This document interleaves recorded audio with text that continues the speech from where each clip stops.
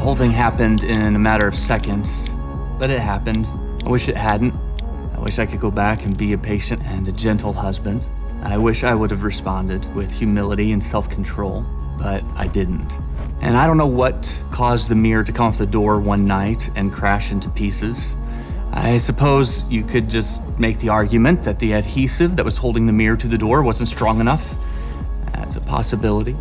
But I got into an argument with my wife. To be honest, I don't even remember what it was all about. But I got angry, I lost my temper, and I punched a hole in my closet door. After it happened, I hoped my wife would forget about it and that my kids wouldn't find out. So the way I dealt with my regret was to cover it up. I went to the store, I bought a long mirror, and I hung it on the closet door over the hole and just pretended like it wasn't there. As I stood in the closet and looked down at the broken mirror on the floor, I could see my own reflection in the broken pieces. It was a metaphor that was hard for me to miss.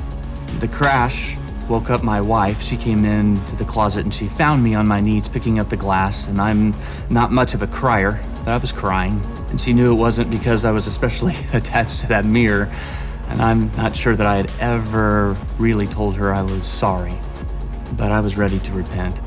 I rested my head against her and I cried. I shared my regret and I repented over what I had done rather than covering it up and keeping it to myself. And here's the beautiful thing. I had been trying to hide it, but when I finally came clean with it, it's what put me in a position to receive grace. And we finished picking up the broken pieces together. If you come to my house today and walk in my closet, you would still find a hole in the door. That hole in the door that I wanted to hide because it reminded me of something I regretted started to remind me how much I am loved. A busted closet door became a trophy of God's grace.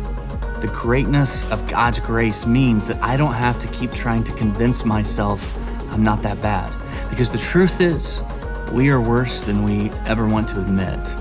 But God's grace is greater than we ever could have imagined.